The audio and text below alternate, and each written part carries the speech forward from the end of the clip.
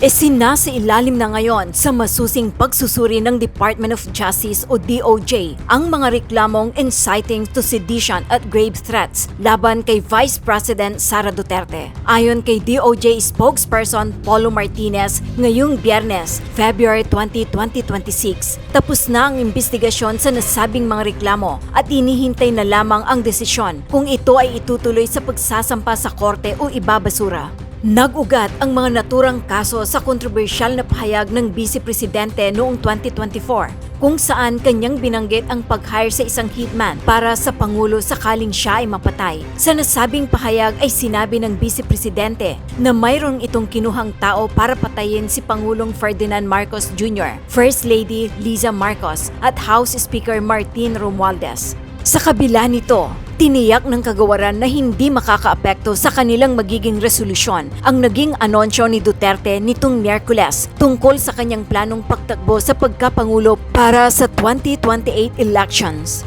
Matatandaang inanunsyo ni VP Sara Duterte ang balak na pagtakbo sa pagkapangulo sa 2028 sa gitna ng ma-impeachment complaint na kinakaharap niya sa Kamara. That's under review. Under review po. Under review meaning may resolution na.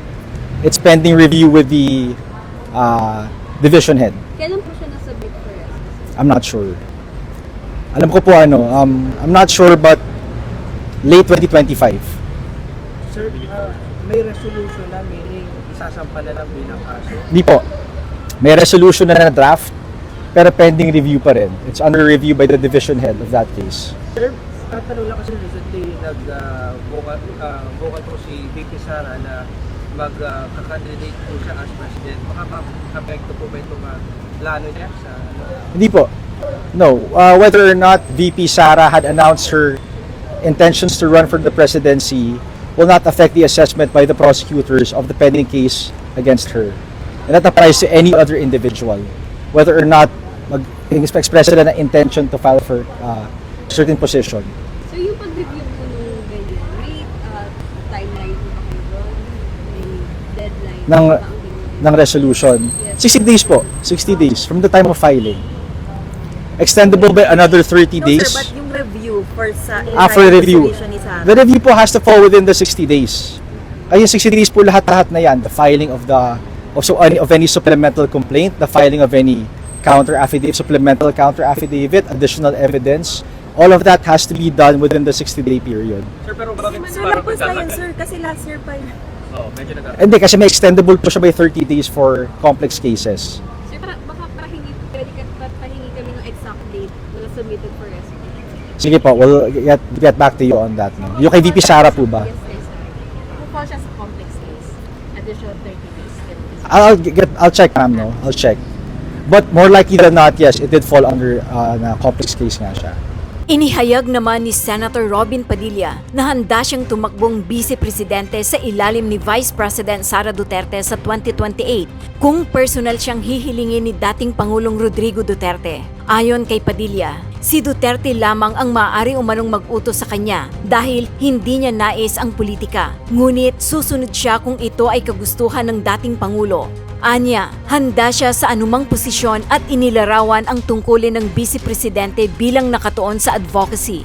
Nilinaw din ni Padilla na personal lamang niyang pananaw ang naunang mungkahing tambalang Duterte Jaime Marcos at hindi opisyal na posisyon ng kanyang partido. Gayunman, sinabi niyang sosuportahan niya si Duterte sa anumang papel, maging bilang campaign manager kung hindi man mapiling running mate. Po akong tanong, Senador.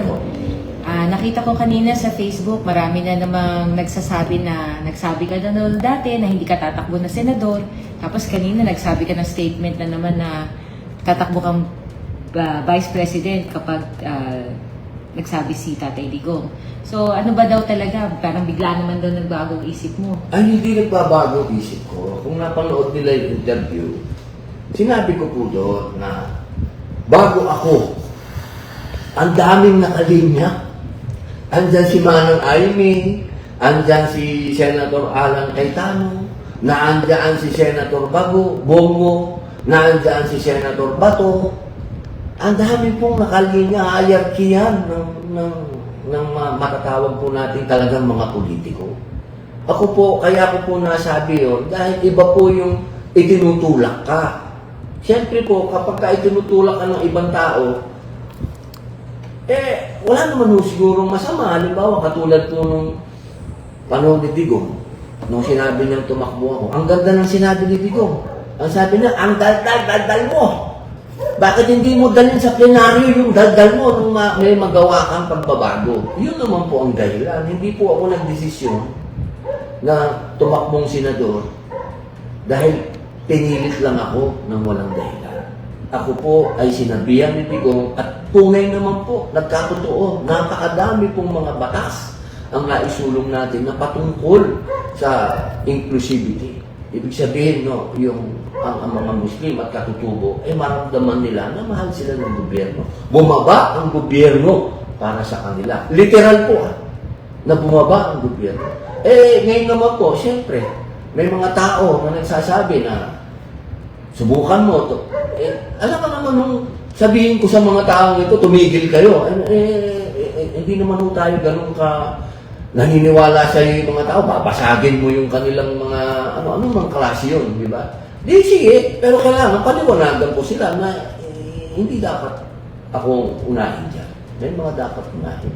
Pero siyempre, katulad ng dati, pag sinabi ni Digong, sige, gawin mo. Tatanungin ko siyempre si Digong, bakit po? Anong dahilan, Digong? Malalaman mo natin yan pag nag-usap na kami. So, ibig sabihin po, hindi po sigurado na pag sinabi ni Digong gagawin nyo kagad. Kailangan may anong dahilan. Ayun. Diba? Katulad nung pinatakbo niya akong senador. Kasi ilang beses na po akong inalok ni Digong. 2019 pa lang po, inalok na ako ni Digong tumakbo. At hindi niya po ako nakumbinsin ng panahon niya. Kakaupo pa lang po, 2017 pa nga lang, nagkita kami sa Davao Yun ang agad ang sinabi niya. Tumigil ka na sa pag-aartista, magpolitiko ka na. Yun ang agad ang sinabi ni Digong. Siyempre, kailangan marinig ko. Kasi hindi ako politiko, tandaan niyo. Kailangan maramdaman ko yung sinabi mo. Kapag naramdaman ko yung sinabi mo, tsaka ako ipoprocess. Iba ho ako Hindi ako utak Hindi yung utak ko muna ang poprocess. Hindi ako naniniwala dito dahil sabi ng Diyos, unahin mo ito. Ito ang pinaka-importante. Puso. Dahil yan ang magbibigay ng direksyon dito. Walang kapana-panalo itong si Sara na ito kung tatakbo siya bilang presidente. Bakit noong 2022 ay hindi siya tumakbong presidente sa kabila ng pamimilit sa kanya ng tatay niya at sa kabila nung kakasigaw, lumawit na yung dila ng Run Sara Run movement ni Vivian Velez at mga kasama nito. Pero hindi talaga siya tumakbong presidente. Alam niyo ba kung bakit? Kasi nagpa-survey noon ang Malacanang noong 2021, latter part of 2021, nagpa-survey ang Malacanang at hindi nila ginamit itong Pulse Asia o SWS. Ang ginamit nila sa survey ay itong kanilang mga congressman na panig sa kanila at pinag-survey sila, yung tinatawag na internal survey sa kanilang mga distrito. At doon ay nalaman ko ang naging resulta sapagkat maraming mga congressman dyan na mga kaibigan ko rin at pinarating nila sa akin ang magandang balita na doon sa kanilang internal survey na inutos ng Malacanang ay ang number 1 ay si BBM at ang number 2 ay si Leni. Ang number 3 ay si Isko. Pang-apat lang si Sara. Kaya nga, tigas ng kakakatanggi niya na tumakbong presidente kasi wala talaga siyang pag-asa. At siya ay pinipilit lamang ng kanyang tatay at posible na dabayain nila sa Smartmatic. Pero hindi talaga nagtumakbo si Sara kahit na nagkaroon pa ng nationwide na Run Sara Run movement. Hindi pa rin talaga siya tumakbo. At siya ay tumakbo at nag-file ng candidacy as mayor of Davao City.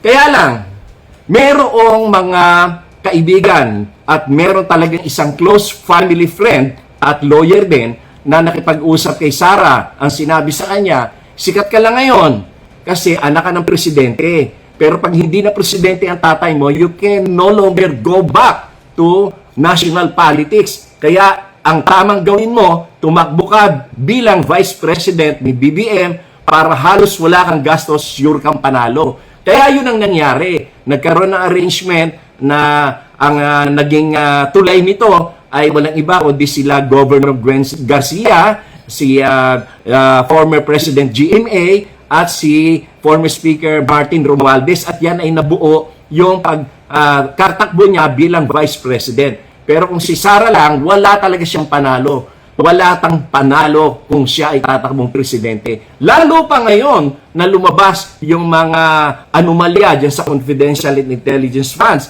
at yung kanyang kapabayaan bilang Secretary of Education, at lumabas yung katotohanan na siya pala ay walang alam, boba at kaya lalo lang na hindi siya mananalo dahil ang mga tao ngayon alam na ang karakas niya. Alam niya na wala siyang kapasidad. Wala nga siyang nalalaman kung ano ang nangyayari sa mga gobyerno natin eh.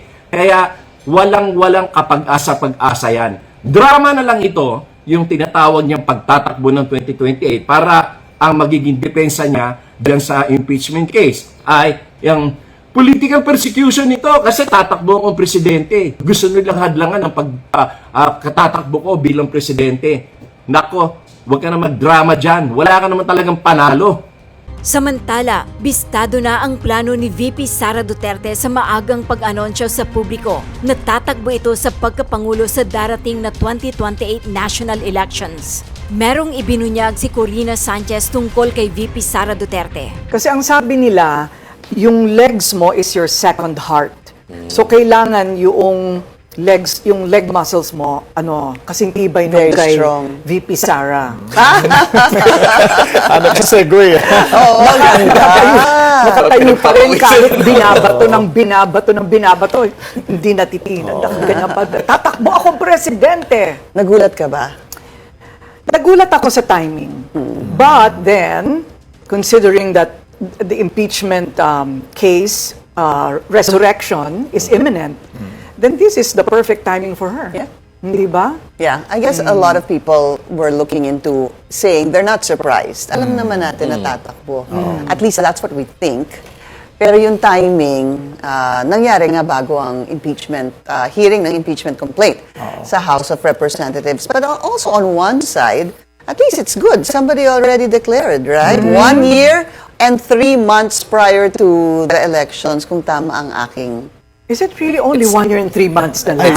Check ko na. 2 years to 2 months pa pala. Okay. Nangyari sa akin, okay, kita mo na. Before the election. 2026. Mag-squats ka pa. Oo nga! 2 years, 2 months. Naku, nagkamali ako doon. 2 Oo. years 2 and years? 3 Sa months. maaga. 2 months. Maaga. I don't recall anyone who declared this early. Ito, meron akong theory. Dahil lang sa Marites ito, na mayroon daw mga ilang congressman na nahihikayat ng wag bumoto para sa impeachment. Oo.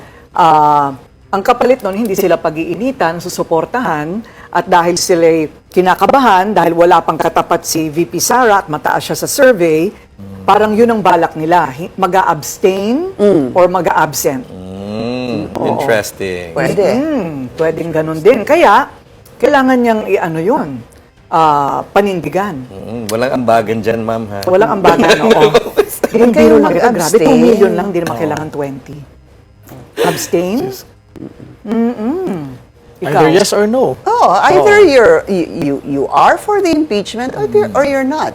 Either the charges are valid for you or it's not. Huwag yung abstain kasi either you believe it or you don't. Either you're for it or you're against Correct. it. Paano iba sila mag-isip? Either I make it or I don't. Yun na nga. Yun talaga yung tinatawag na political survival. Yes. Di bantayan natin yung mga mag-abstain. Tayan natin kung sino yung mga mag-abstain bigla. Saka yung mga Nandito poporma. We're watching you. Saka yung mga poporma para maging running mate ni VP Sara. Siguro. Oo.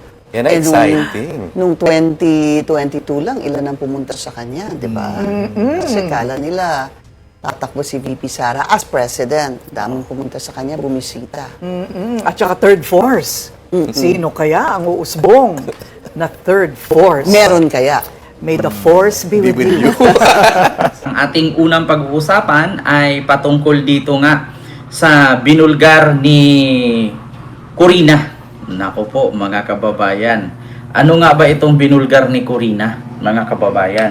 ang binulgar niya po ay patungkol po dito sa plano nga ni Sara, mga kababayan, na i-corner, no? I-corner, mga kababayan, ito ang masamang balak ni Sara Duterte na nabisto ni Corina Sanchez na i-corner ang mga kongresista, lalong-lalo na nagdeklara na si Sara na tatakbong presidente sa 2028. So, ngayon, mga kababayan, yung mga kongresista or congressman or congresswoman, lalong-lalo na sa bandang Visayas at Mindanao, at saka particularly sa Mindanao, ay kakabahan pong pipirma. No? Kakabahang pumirma na i-impeach siya sa Congress kasi po apektado po ang kanilang mga posisyon sa 2028 election. May possibility, mga kababayan, na hindi sila iboto sa kanilang mga distrito, lalong-lalo na't pipirma silang ma-impeach si Sara. Pero sa totoo lang, mga kababayan, kung talagang maganda ang inyong mga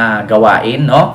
Itong mga kongresista sa bandang Mindanao, kung maganda man ang inyong mga gawain dyan, maganda ang inyong mga records, wala kayong dapat ikatakot, no? Panindigan ninyo, pumirma kayo hanggat gusto ninyo kung nasa tama ang pirma ninyo. Pero kung natatakot kayo dahil si Sara ay tatakbong presidente at kung sakali man na hindi kayo manalo or sakaling manalo si Sara sa 2028, tandaan ninyo, huwag kayong magpatalo sa isa, marami po kayo. Ulitin ko, sa mga kongresista sa Mindanao, marami po kayo. Huwag kayong matakot na si Sara, kapag nanalo sa 2028, ay pagbabalikan kayo. Tandaan ninyo, wala pang 2028, kung pumirma kayo't i-impeach yan, hindi yan makatakbo sa 2028. Kaya yan ang paninindigan ninyo. Napakadami ninyong kongresista sa Mindanao. Huwag kayong matakot na pipirma kayo para ma-impeach si Sara. Kasi pagka pumirma kayo sabay-sabay, mai-impeach yan. So, kapag na-impeach, wala na siyang karapatang humawak pa ng anumang posisyon sa gobyerno. So, walang planong 2028 na presidency.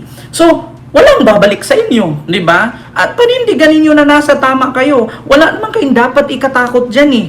Kung tatakbo man si Sarang presidente. Bakit? Kung wala ka namang ginawang pagnanakaw o katulad sa ginawa niya, bakit ka natatakot? Di ba? Diyos ko, sino lang daman ba si Sara para katakutan?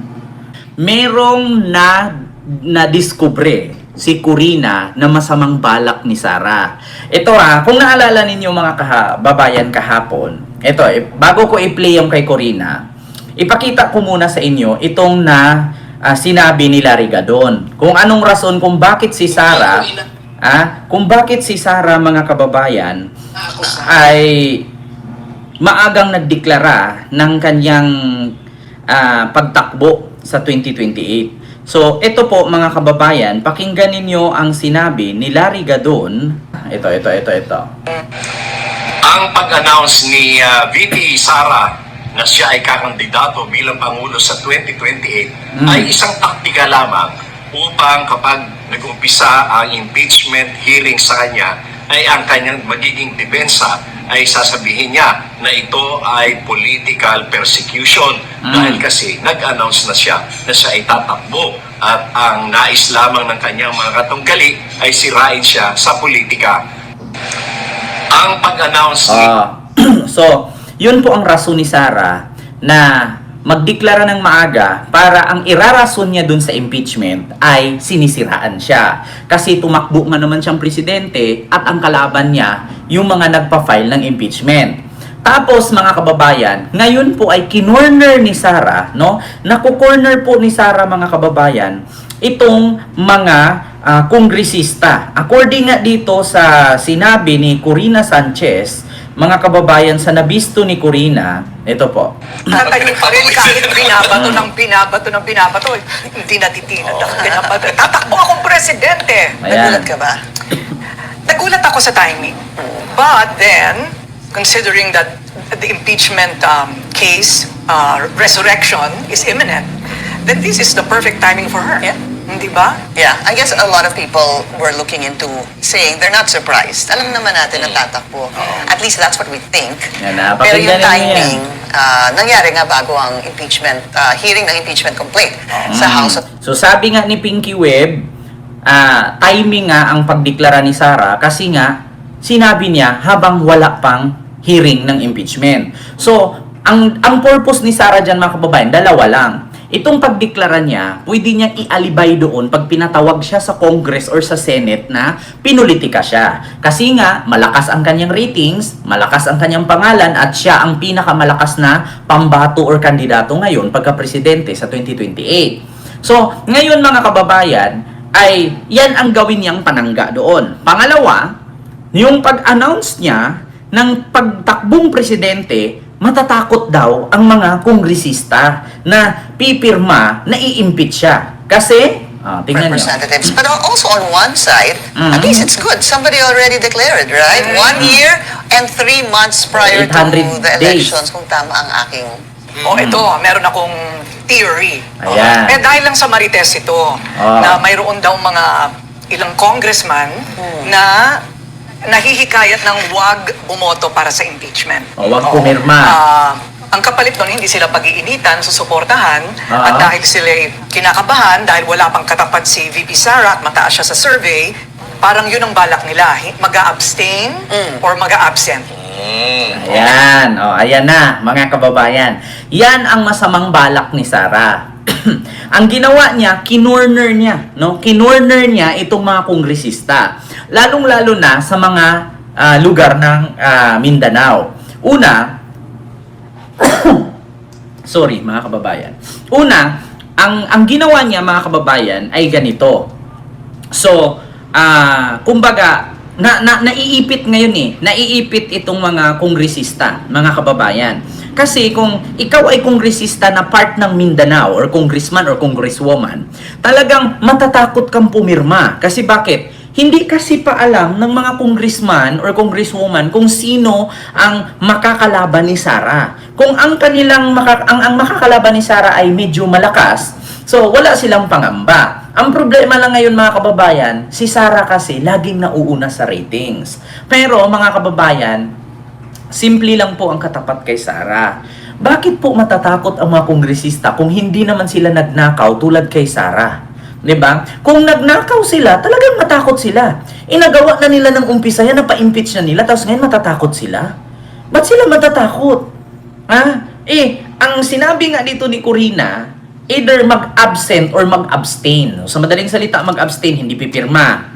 Magpalipas oras sa labas, tsaka papasok pagtapos na ang hearing or pagpirmahan. So ngayon mga kababayan, unang-una dito, ang mga matatakot dito ay pabandang Davao Region ng mga kongresista. Kasi sa totoo lang mga kababayan, ang sa tingin kasi ng mga DDS, ang buong Davao Region ay DDS lahat. Uy, wag po kayong tanga. May pamilya po ako dyan sa Davao Region, hindi po kami DDS Hindi po sila tanga. Puro po yan, kadalasan po doon kakamping. So, ngayon mga kababayan, wag po kayong, actually itong mga DDS, advanced to mag-isip, parang mga alien yan itong mga DDS, para sila mga alien. Na sa tingin nila, naapakan ni Sara ay kay Sara na. Sa tingin nila ay nandyan si Sara, ay si Sara agad ang mananalo sa lugar na yan. Tandaan niyo mga kababayan, hindi lahat sa Davao Region kay Sara. Davao City lang sa kanya. Pagdating nga sa Sigalot, pagdating sa Gulo, pagdating sa Krimen, pagdating sa Duga, pag sinabi mong Davao del Norte, Davao del Sur, di ba? Ang sabi ninyo, hindi yan sa mga Duterte kasi Davao City sila. Tapos ngayon, pagdating sa Yabangan na maraming butante, sasabihin ninyo, mga baluarte ng Duterte ang Davao. Davao City lang. Davao City, hindi Davao Region. Kakapal ang pagmumukha ninyo. Di ba? Ang baluarte ni Digong, Davao City lang. Ang Davao Region, marami pong mga namumuno dyan. Ilang distrito, ilang kongresista, ilang mayor po ang meron dyan. Ilang gobernur, ilang city councilor, ilang mayor. Ang Davao City sa kanila lang, kaliit-liit lang Davao City, parang Santa Mesa lang yan. So ngayon, mga kababayan, ito ang kumbaga parang nabablackmail ni Sara ngayon, itong mga kongresista. Pero nasa isip-isip ko, sabi ko, bakit naman kabahan ang mga kongresista or hindi pipirma kung nalaman nilang tatakbo si Sara pagka-presidente? Kung pipirma sila lahat para i-impeach si Sara, hindi na makatakbo yan. Di ba? Bakit sila natatakot? Kung sabay-sabay silang pumirma lahat, do you think pag na-impeach si Sara, magkakatakbo pa? Hindi. Katulad nito, mga kababayan, no? Sasabi ni Congresswoman Laila de Lima na pananakot, no? Pananakot ang ginawa ni Sara. Ay hindi ni Ronald Llamas. Ayan, pananakot sa mga kongresista. Ayan, pakinggan po natin ha. Ang numero unong political heckler ng Pilipinas, pero numero uno din tong political analyst eh. Kahit sinasabihan siya ng iba na hindi yan may mga mayayabang na nagsasabi na si Ronald Llamas hindi yan political analyst. Pero para sa akin itong pinakamagaling magpaliwanag sa mga politikang topics, you know? Secretary Ronald Llamas in the house. Hi, Sec! Magandang umaga, Alvin! No? Salamat naman sa iyong magandang introduction. Oh, siyempre. Sure, if I deserve it. Siyempre marami na naman kukontra. Personal ko yung naranasan. Bakit ba? Para sa akin, ikaw ang pinakamagaling. Magpaliwanag. Pag may politika, yung alam mo yun, yung may ano, Salamat yung arok, po. yung carry, Ma'am yung Melody, kayang sabayan ng ordinaryong mamamayan. Ano? Secretary, anong basa mo? Nagdeklara na si Vice President Sara Duterte na tatakbo siya sa pagka-presidente sa 2028. Well, una, hindi naman siya bago. Nagsabi na siya a couple of times before, a year ago, more than a year ago, na siya ay interesadong tumakbo sa 2028. Isa sa dahilan yan kung bakit mataas yung kanyang survey. Dahil siya pa lang ang nagpapakilala. Ngayon, finormalize na yun. Medyo calculated yung timing. Dahil kahapon ay dapat umakyat na sa Rules Committee yung impeachment niya, yung 3 articles of impeachment. So, malinaw na fine-frame niya yung kanyang pagtakbo batay dyan sa impeachment na malamang ay mangyari sa Kongreso. So, framing yan eh. Ang framing niya ay, kaya siya ini-impeach, ay siya ay kandidato for president. Yun yung una. No, yung ganong klaseng framing. Ikalawa ay dahil sa kanyang pag-announce at siya ay for now ay number 1 sa mga survey.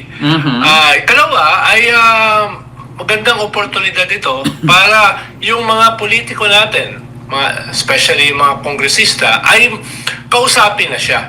Kausapin na siya ay medyo magdalawa o 3 isip para pumirma dito sa kanyang impeachment.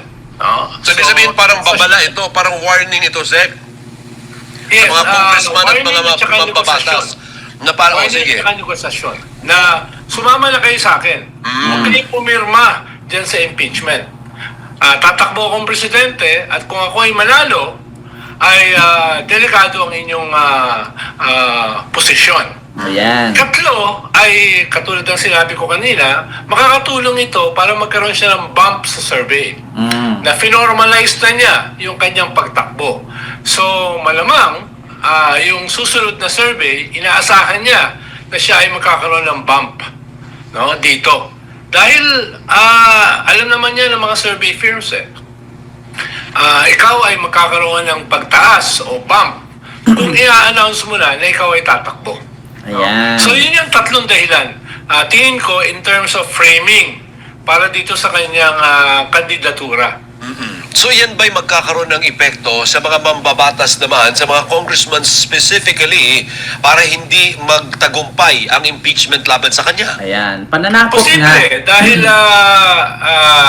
just a few months ago, ay may mga tao na siya na kumakausap sa mga kongresista na all is forgiven, all is forgotten. Yung inyong mga banat sa akin nitong nakaraang mga taon, especially last year, yung pagpirma nyo sa impeachment last year, marami yun, Alvin, mga 260 yung pumirma. 200 ay, plus. makakalimutan ko na at forgiven na yan, kung hindi kayo pipirma sa impeachment ngayon. Ayan. So may ganong hugot. Pang-blackmail kasi. Sinong emisaryo niya? Well, kung sino-sinong mga galing sa mga isang religious group, no? At syempre, yung kanyang mga usual suspects, yung mga di ba? Mismo sinabi ni Llamas. Una, itong mga kongresista kasi, mga kababayan, lalo-lalo na itong mga senador, no? na nanganganib po ang posisyon or boto sa 2028 kung pipirma sila na ma-impeach si Sara sa Congress at sa Senate. Kasi bakit? Unang-una, meron pong mga religious group na mga bulto-bulto kung bumoto na kumampi kay Sara. So, isahin na natin dyan yung INC. Alam naman po natin na maka-DDS talaga ang INC. So, kung ikaw, pipirma ka dyan na ma-impeach si Sara, hindi ka iboboto ngayon ng INC kung ikaw senador. Kung naalala ninyo, ang INC nga mga kababayan, ang sabi nila, ayaw nilang ma-impeach si Sara. So, kita naman po natin. Hinahayaan nga nilang umakyat si Amy doon eh. Hinahayaan nga nilang magsalita si Amy doon na adik si BBM. Hinahayaan nga nilang magsalita yung mga DDS na vloggers at supporter doon sa entablado. 'Di ba? Nakikita nyo, mga kababayan, hindi naman nila maitanggi yan at hindi nila ako masabihang sinungaling ako at gumawa ng kwento. Kasi nakikita ko mismo kung paano si Amy doon, bata pa kami ni Bongbong. O, 'di ba? O kung suporta sila kay PBBM, bakit hinahayaan lang magsalita si Amy doon? Sige nga, kung suporta sila kay PBBM, bakit hayaan nilang umakyat doon yung mga DDS at siniraan si PBBM sa rally nila? Huwag yung sabihin na makamarcos sila. Halatang halata sa rally nila, puro-puro DDS ang umakyat sa stage. Di ba? At saka huwag nilang sabihin na makamarcos sila. Si Marcoleta nga, nakaalya kapatiran nila. Alam naman natin na kay Duterte sumuporta. Ano, lokohan? Bulag-bulagan lang? Di ba? Huwag nila gawing tanga ang tao. Nakikita natin kung paano umakyat si Amy, si Cathy Binag, si Siles, at kung sino-sino pa doon sa entablado ng ginawa nilang rally na sinabi ni Amy na bangag si PBBM. Di ba? Alam nga naman, itatanggi pa nila yon. Hinahayaan na nilang itilibase yun, naka-live eh. Di ba? Ganun yun, mga kababayan. Kaya nga, sa totoo lang, makukorner at kumbaga nahuhulog, mabablackmail dito ang mga kongresista at ang mga senador. Kaya sa ngayon, mga kababayan, nahihirapang magdesisyon ang mga senador at kongresista kasi syempre, ang isipin ng mga senador at kongresista, boto, kapalit ang impeachment ni Sara. Pero, ako kung may manood man sa akin ngayong senador at kongresista, isa lang ang masasabi ko. Kung talagang gusto ninyong magserbisyo sa bayan, huwag niyong isipin yung boto. Bakit? Ang tao kasi, kapag nakita ng tao na ganyan kasama si Sara, yung boto ninyo magta-times 10 yan. Huwag kayong matakot. Bakit kayo natatakot? Ang dami-dami ninyo. Tandaan ninyo si Sara, kandidato pa lang, kayo nakaupo na. Hindi porket hindi kayo pipirma, pag nanalo siya, pagbabalikan kayo, paano siya makatakbo kung ngayon pa lang i-impeach nyo na? Sige nga, huwag kayong magpatalo, Diyos mio Marimar. Biruin ninyong mabuti ha. Biruin ninyong mabuti. Kung ngayon pa lang i-impeach nyo na, Congress at Senate, walang Sara sa 2028. Pero kung hahayaan ninyong makatakbo yan, manlilin lang yang mga yan. Akala ninyo nakakalimutan ni Sara yung ginawa ninyo nung unang impeachment na almost 250 plus kayong pumirma? Na in-impeach nyo siya? Babalikan kayo niyan. Manalo matalo yan, babalikan kayo niyan. Kaya ngayon pa lang, lubos-lubusin nyo na. Alam nyo kung paano niya kayo siniraan. Alam nyo kung paano niya ibaliktad ang kwento na binayaran daw kayo ng tag 150 million para pumirma lang na ma-impeach siya. Di ba ginawaan kayo ng kwento? Pag nanalo yan, or matalo, babalikan kayo niyan. Kaya kung ako sa inyo, habang wala pang 2028, ipakulong nyo na yan. Diba? Pag nakulong yan, nakulong ang tatay, nakulong yan, do you think may powerful pa sa kanila? Sinong powerful sa kanila? Lahat naman sila pulpul. Sige nga, sabi ko nga sa inyo, mga kongresista at senador na nanood sa akin ngayon, huwag kayong matakot na nagdeklara si Sara pagka-presidente sa 2028. Kasi ang sabihin, baka pag nanalo, tapos hindi kayo iboto kasi lahat naman halos kadalasan na kay Sara, tanga. Ang botante sa Pilipinas, 70 million. Huwag po kayong matakot na hindi kayo iboto. Bakit? Hindi po lahat yan, mga Duterte, marami na pong gising. Kung naalala ninyo noon, back to the previous or back to the nakaraan tayo, naalala ninyo, napakalakas ng presidency ni Pinoy. No? Kung naalala ninyo, napakalakas ng presidency ni Pinoy. Halos lahat ng liberal politician, number 1. Pero nung pumasok si Digong nung 2016, pagka-presidente, alam nyo ang sinabi niya? 8 diretso. Naalala nyo yung mga senador ng liberal, mga kakamping at dilawan na, ito, mga senador na to, 8 diretso natin. Lahat yun, walang napasok. 8 diretso, 0. Ngayon, sa tingin ninyo, hindi mangyayari yon. Tapos ito pa, isa kong example, si Binay. Kung naalala ninyo si Binay, noong kasagsagan, noong 2016 election, si Binay ang pinaka number 1 kandidato pagka-presidente. Nakalimutan ninyo? Nakalimutan ninyo si Binay? Si Binay po ang pinaka number 1 kandidato noong kaalaban siya, katunggali siya ni Digong. Pero, noong lumabas itong malaiktarya niyang hasyendang magandang mga kalupaan na may mga swimming pool, may mga kung ano may golf course, may mansyon, kung naalala ninyo yung babuyan niya na di aircon, naalala niyo Sir John Morales, hello po. Naalala niyo nung nilabas ito ni John Vic Rimulya, ni Cayetano at ni sino pa yung naglabas nun, Coco Pimentel, ni Trillanes, naalala niyo nilabas nila yan, yung babuyan niya na di aircon, nakita niyo yung golf course, yung mga mansyon niya, tapos yung may mga mga halaman siya na ala nasa Europe ka. Naalala nyo yon nung nilabas ito? Wala lahat ang pagka number 1 ni Binay. Na 0 si Binay. Hindi nanalo. Tandaan ninyo sa ngayon ang lakas-lakas ni Sara. Star Barrett, hello po. Ang lakas ni Sara. Una sa survey, una sa kung ano candidates for presidency. Pero, ganyan din si Binay noon. Baka nakalimutan ninyo. Ganyan kalakas si Binay. Maaga ding nagdeklara si Binay. Sinong kalaban ni Binay noon? Miriam, Binay, Digong, Grispo. 4 yan. Gibo ata yung panlima. Di ba? Ang lakas-lakas ni Binay noon. Pero, naalala nyo, noong ibinuko ni Cayetano, ni Pimentel, ni John Vic Rimulya, itong kalupaan niya na napakalawak dun sa may Batangas. Lahat ng tao nagbago ang pananaw, lahat ng tao nagbago ang isip. Lalo na dyan sa impeachment, pag nalaman yan, yung mga yaman ni Sara na nilihim nila sa taong bayan na wala silang pera. Nako, magugulat kayo niyan. Oo, naalala niyo. Yung kay Binay, kalupaan lang yun. Lupa, mansyon, golf course, swimming pool, tapos may piggery siya na di aircon, di ba? Nakita niyo yon?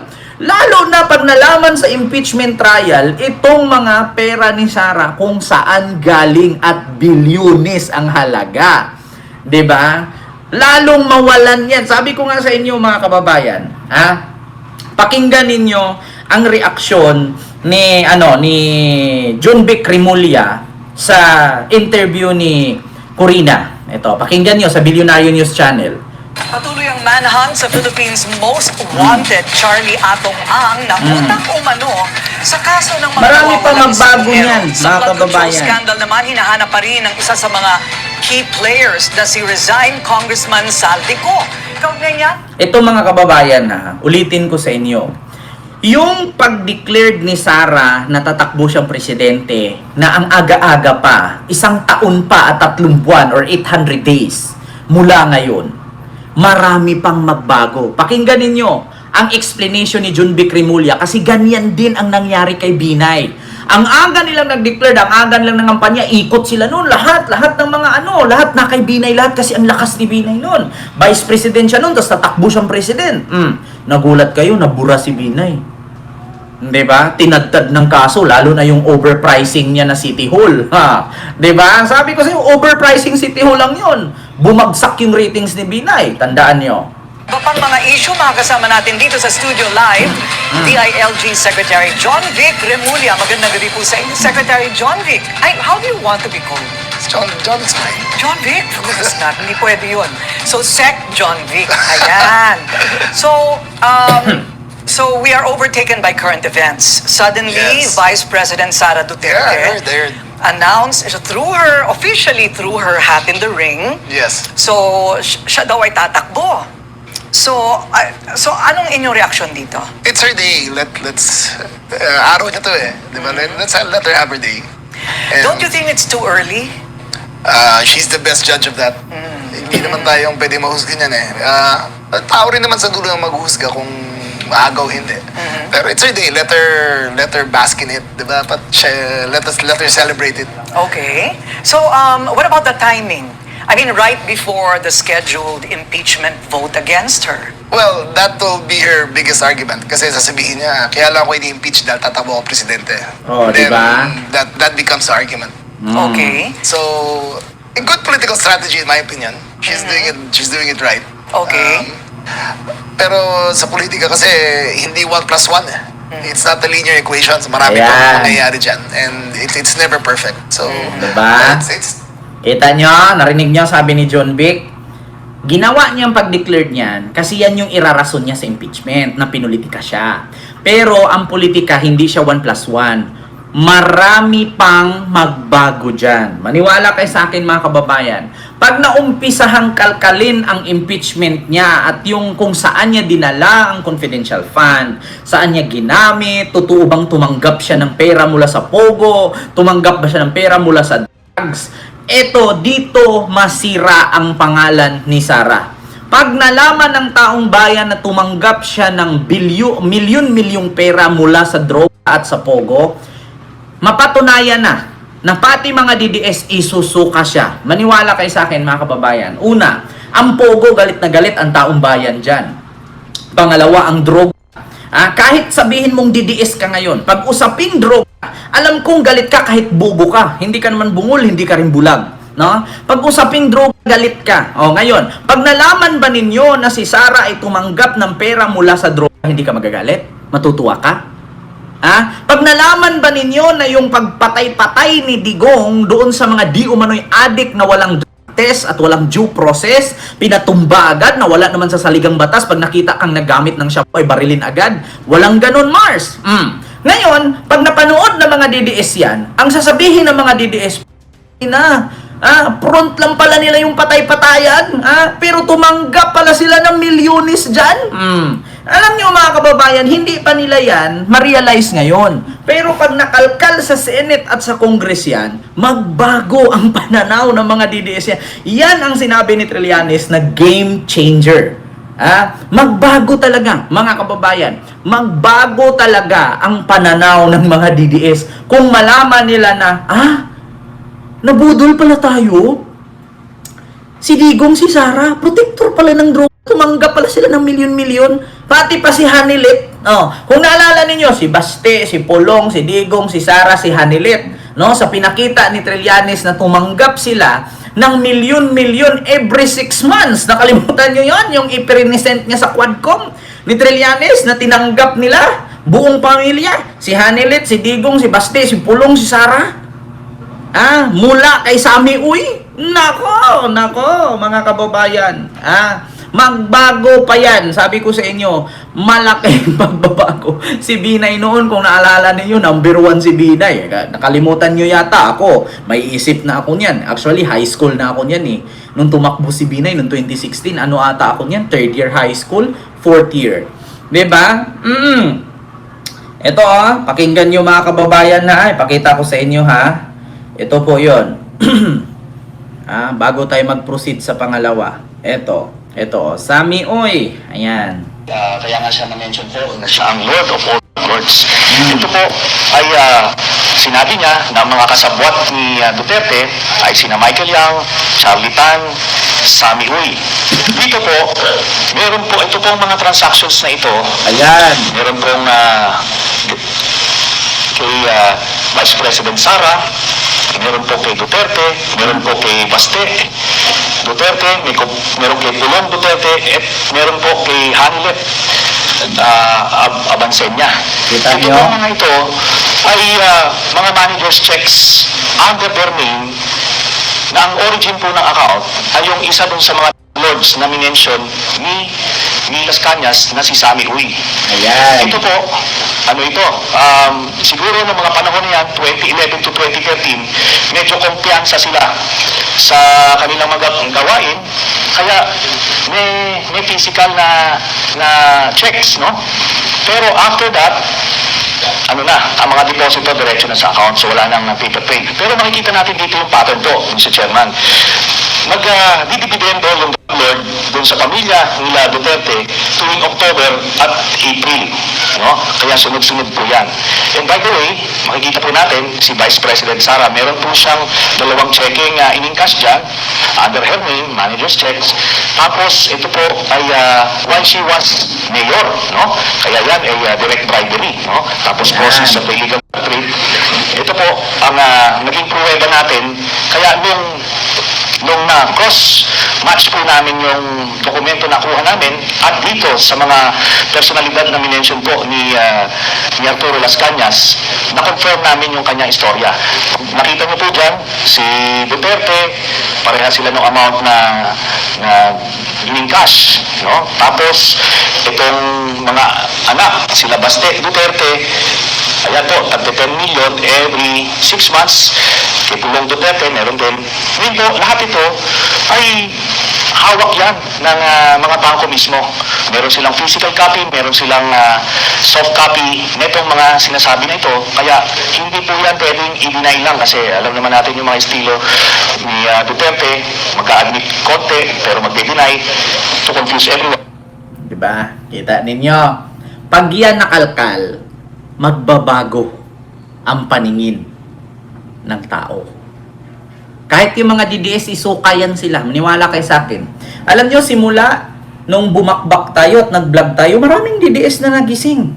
Yan ang katotohanan. Maraming nagigising sa kasinungalingan at kabulastugan ng mga Duterte, mga kababayan. Kaya sabi nga ni Trillanes, game changer yan. Pag nakalkal, hayaan ninyong kalkalin ng Congress at Senate yan nang magising kayo. Kahit anong tawag ninyo kay Trillanes, sundalong kanin, trililing, kwentong barbero, kwento mo sa pagong, triling ganyan, hayaan nyo si Trillanes. Hayaan nyo rin kalkalin ng Senate yan. Ngayon, yung sinasabi ni Escudero noon na hinto-hinto, archive, kay Tito Sen ngayon, forthwith yan. Kaya nga pinag-initan nila si Tito Sen ngayon At pina-direct contempt nila diba?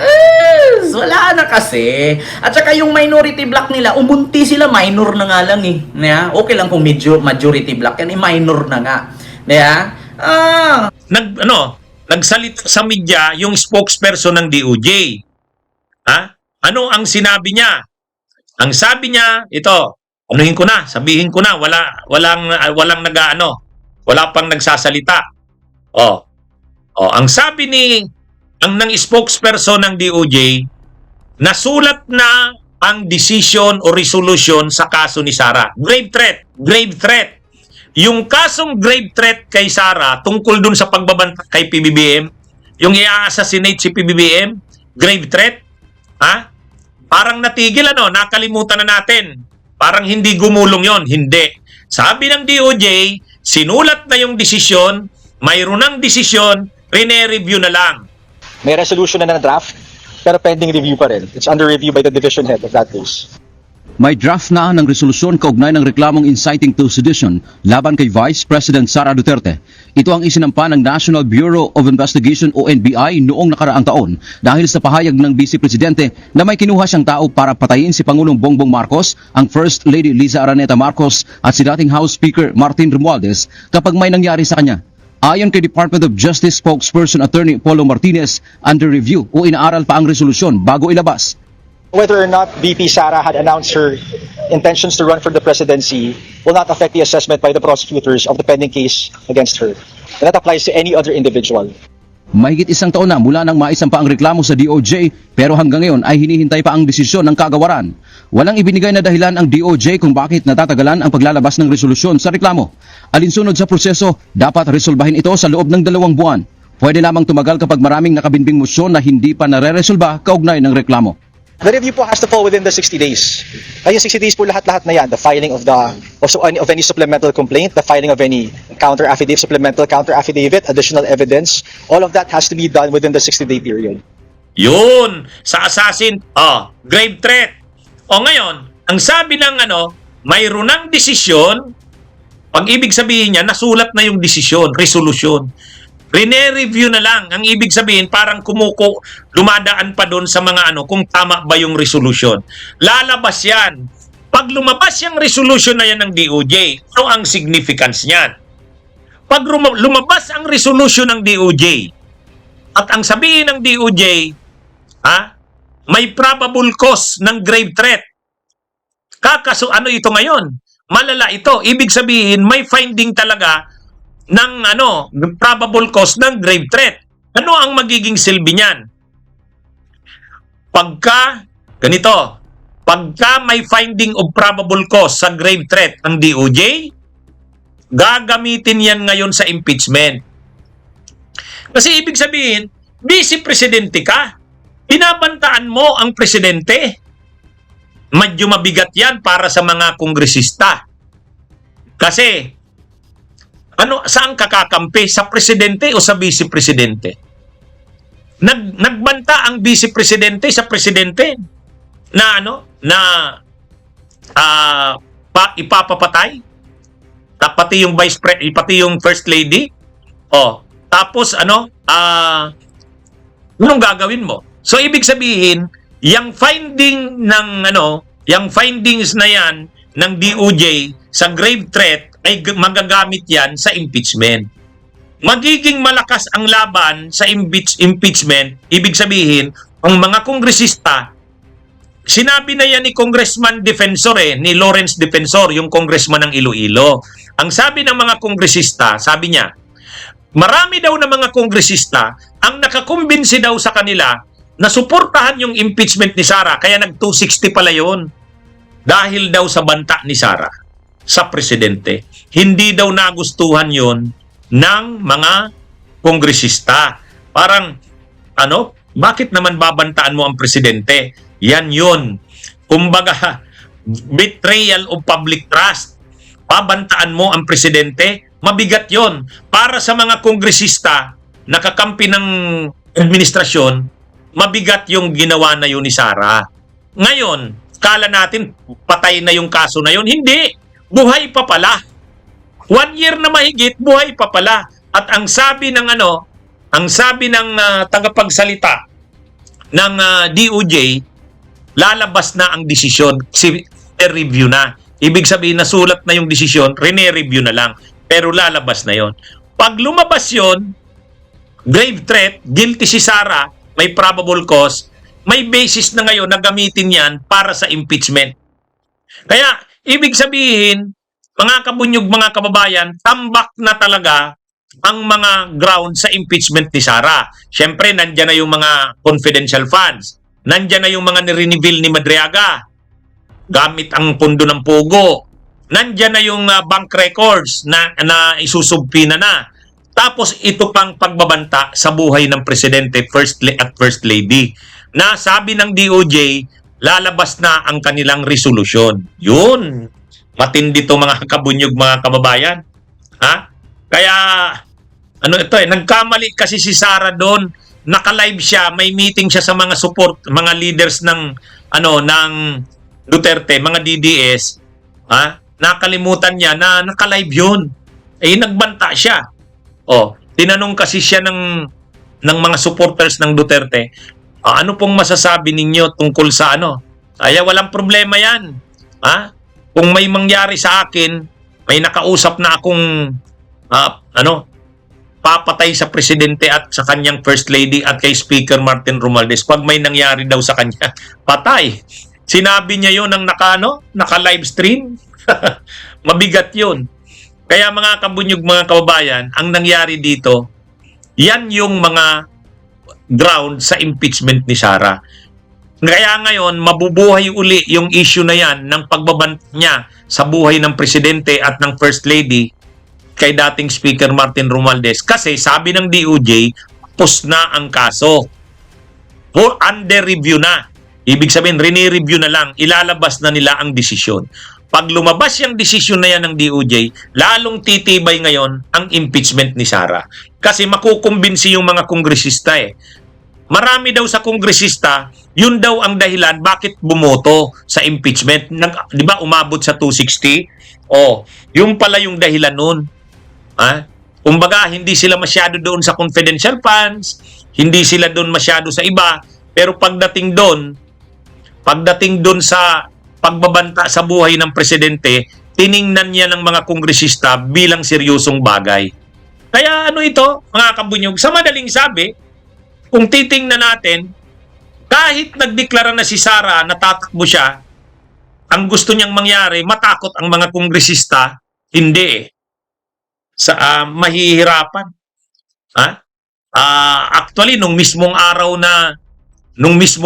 na nagdeklara si Sara, nag-file din ng 4th impeachment complaint sila Paulo Ortega at saka Congressman Bene Abante. Pagkatapos ngayon, sinabi na ni Congressman Paulo Ortega, ilalabas nila yung bank records. Sabi naman ng DOJ, ilalabas na rin nila yung desisyon sa grave threats na kaso ni Sara. Kaya, ano ito, ibig sabihin, kaliwat kanan ang mga isyung lalabas kay Sara Duterte. Nitong susunod na mga araw. Mga kabunyog, mga kabayan. Kaya, mapipigilan ba ng pagdeklara ni Sara ang paglabas ng mga isyu sa kanya? Ang impeachment, hindi. Lalong lumakas. Mag-subscribe at i-click ang notification bell para sa mga susunod na video updates. Maraming salamat po.